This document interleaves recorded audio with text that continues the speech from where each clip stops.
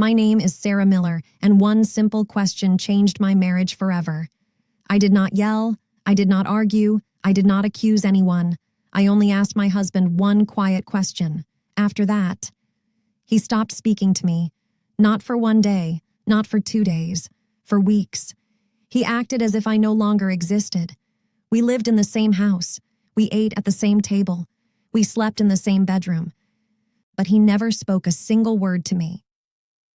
At first, I thought he was angry. Then I believed he needed time to calm down. Later, I realized something much worse. His silence was not temporary. It was a punishment. Looking back now, I understand that those silent weeks changed my life more than anything else. But before I tell you how it happened, you need to understand where I came from. I grew up in a small Amish community. Life there was simple. No electricity, no television, no computers, horse and buggy instead of cars. People often think that kind of life is peaceful. Sometimes it was, but there were also many rules, especially for women. From the time I was very young, I learned to stay quiet. My mother always reminded me that a good daughter listened more than she talked.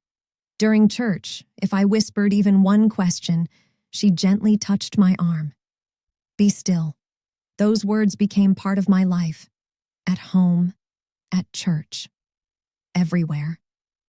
As I grew older, I noticed the women around me. They worked from early morning until late at night. They cooked, they cleaned, they raised children. But they rarely shared their opinions.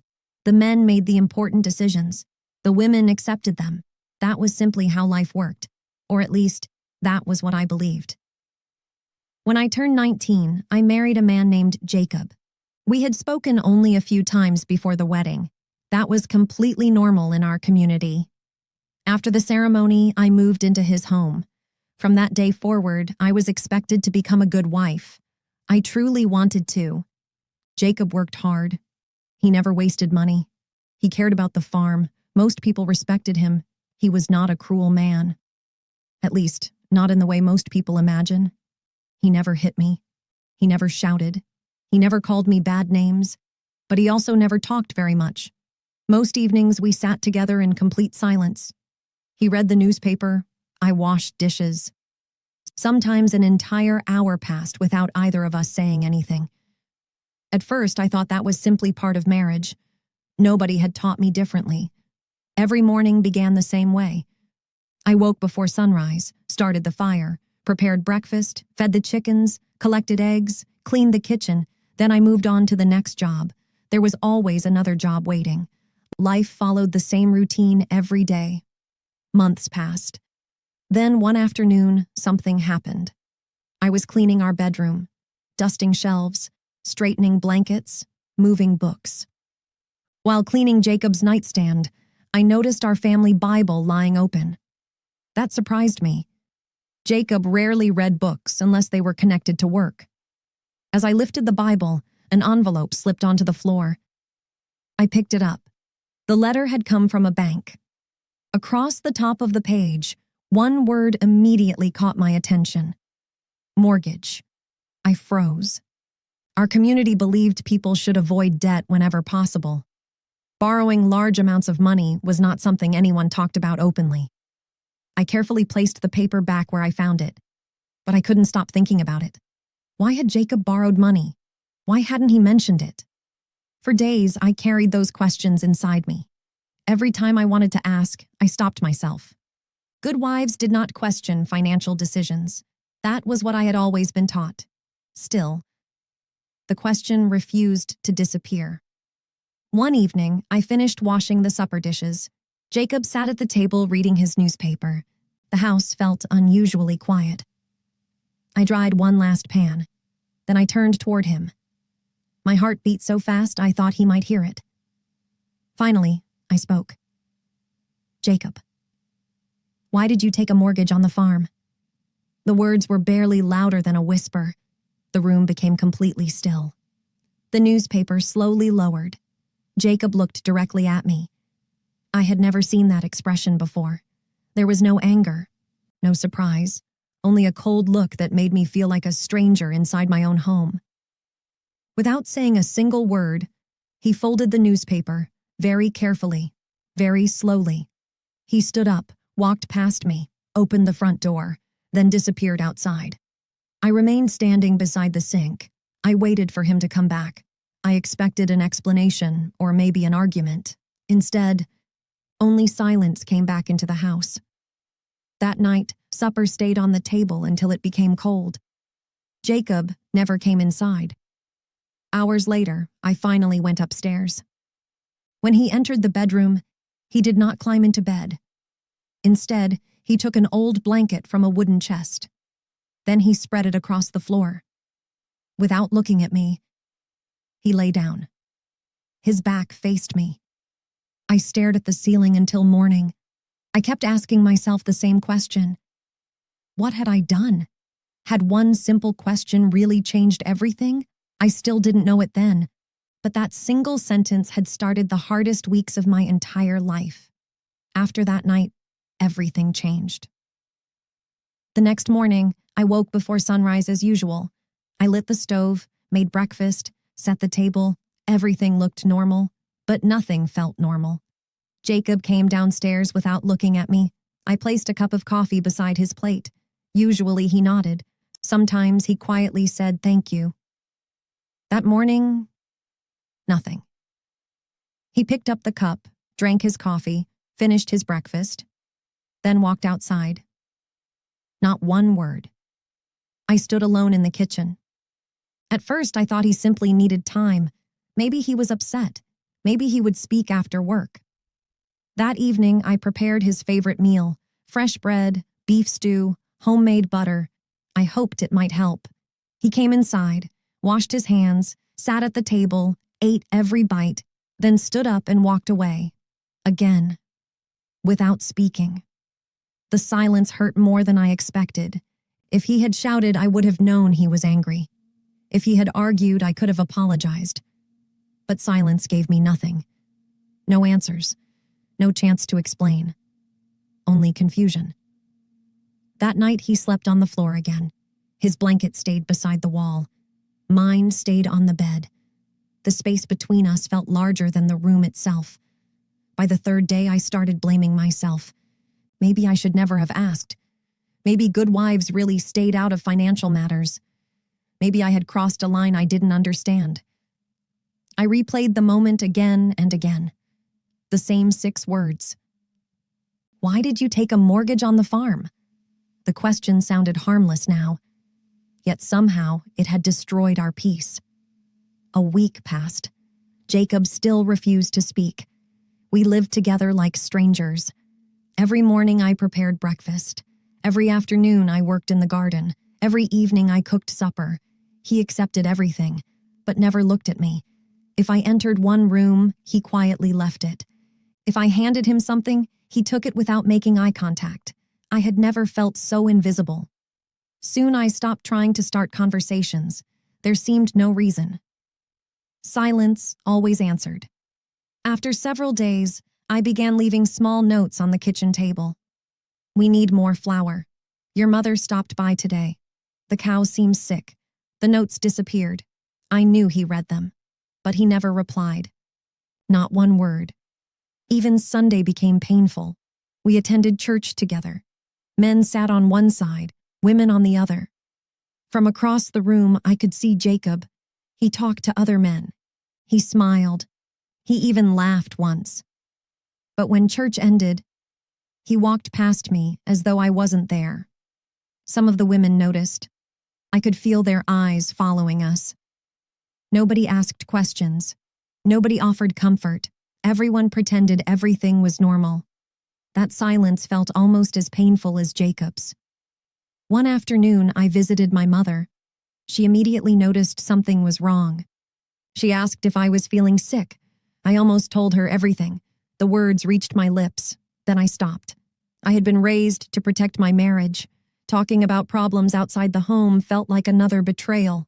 So I smiled, said I was only tired, then changed the subject.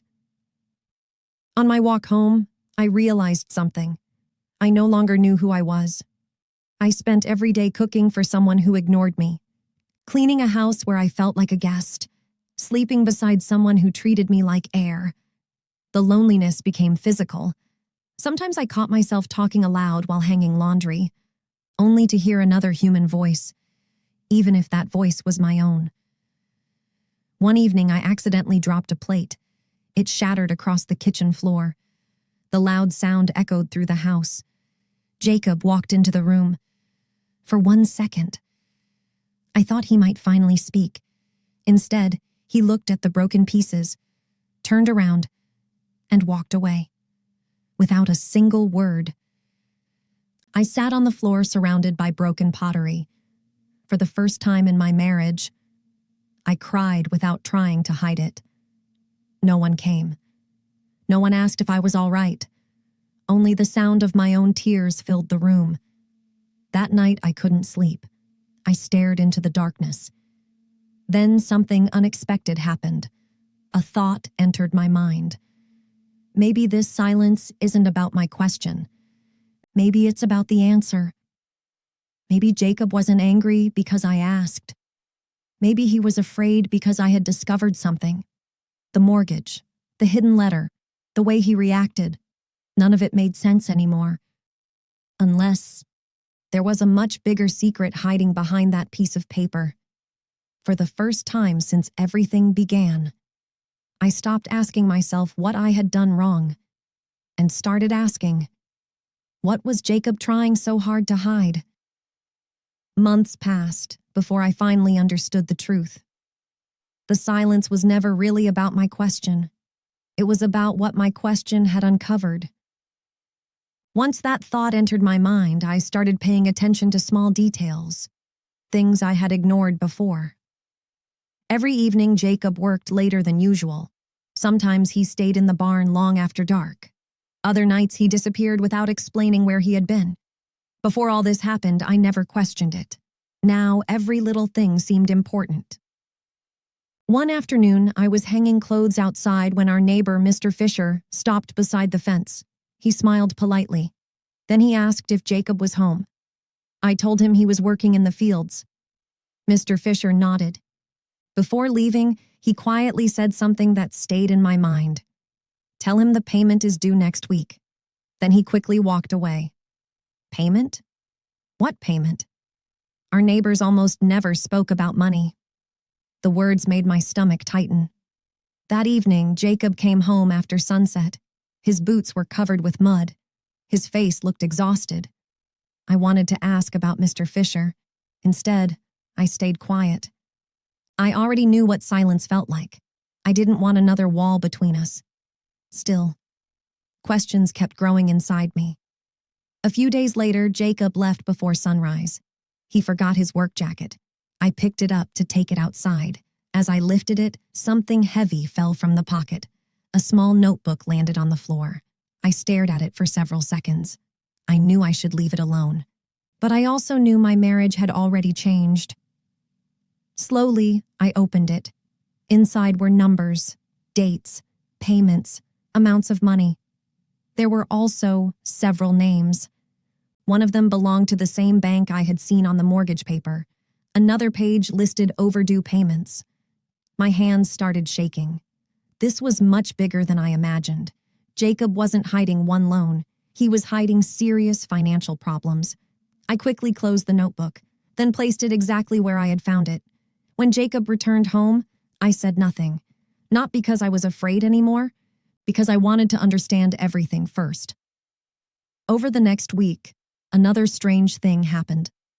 2 men wearing regular English clothes visited our farm.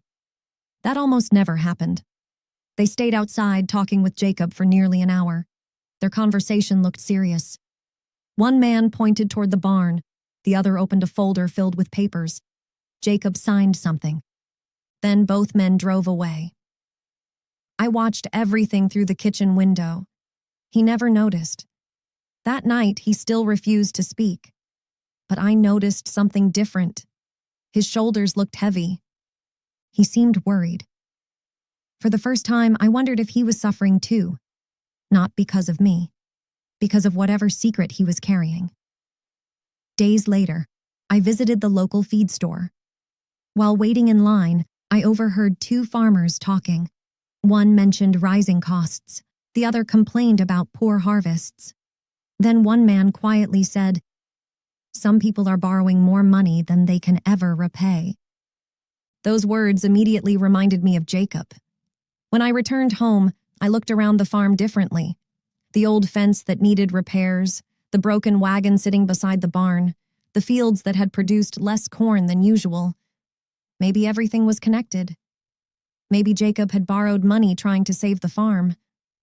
If that was true, why hide it from me? Marriage was supposed to mean facing problems together. Instead, we were living in two different worlds, one silent, one full of unanswered questions. That evening, something unexpected happened. I found Jacob sitting alone in the barn. He didn't know I was there. His head rested in his hands. For several minutes, he stayed completely still. Then I heard something I never expected. He was crying, very quietly, almost silently. I had never seen him cry before. Not once. In that moment, I realized something important. The silence was hurting both of us, just in different ways. I wanted to walk over, place my hand on his shoulder, tell him we could face this together. Instead, I quietly turned around, because I knew one thing. Until Jacob chose honesty, nothing I said would change his mind. But I also made another decision that night. If he never spoke again, I would no longer spend my life waiting. For weeks I had blamed myself. I had begged for forgiveness. I had questioned my own worth. Now that was over. I finally understood. A question never destroys a healthy marriage. Secrets do. And I was no longer willing to live inside someone else's secret. That decision became the first step toward changing my future forever. Jacob did not speak that night, or the next day, or the day after that. But something had changed. For the first time since all this began, I stopped waiting for him to fix everything. I realized that if our marriage was going to survive, both of us would have to face the truth, not just me. A few mornings later, I found an envelope sitting on the kitchen table. There was no name on it. I opened it carefully. Inside was a single sheet of paper. Only one sentence was written. "Meet me in the barn after supper." There was no signature. There didn't need to be. I knew Jacob had written it. That evening, I finished washing the dishes as usual. The house felt strangely quiet. When the sun began to set, I walked slowly toward the barn. Jacob was already there. He stood beside an old wooden workbench. For a long time, neither of us spoke. Finally, he broke the silence. "I owe you the truth." Those words were something I had been waiting to hear for months. He took a deep breath. Then he began telling me everything. 3 years before our wedding, his father became seriously ill.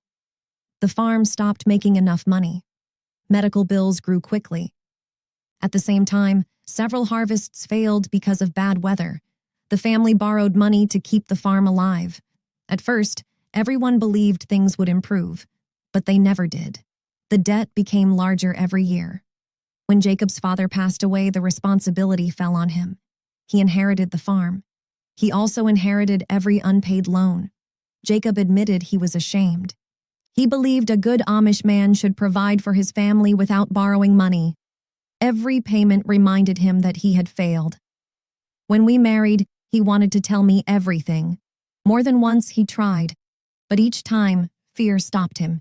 He worried I would leave. He worried I would lose respect for him. So he stayed silent. Then one day, I found the mortgage paper. The question I asked did not create the problem. It simply exposed it. Jacob looked at me with tears in his eyes. "I wasn't angry because you asked.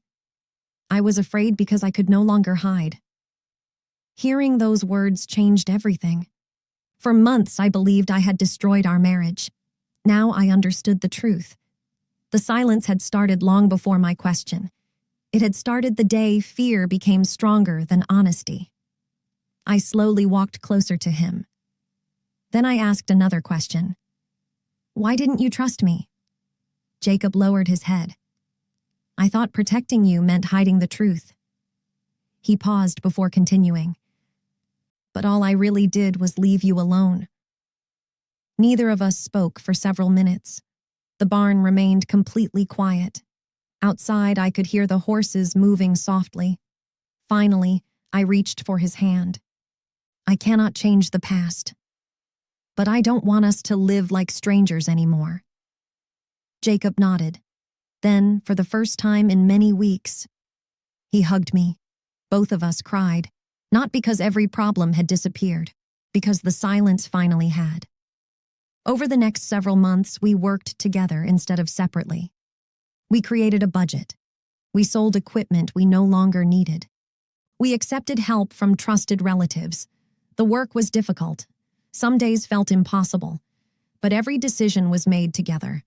No more hidden papers, no more secret loans, no more unanswered questions.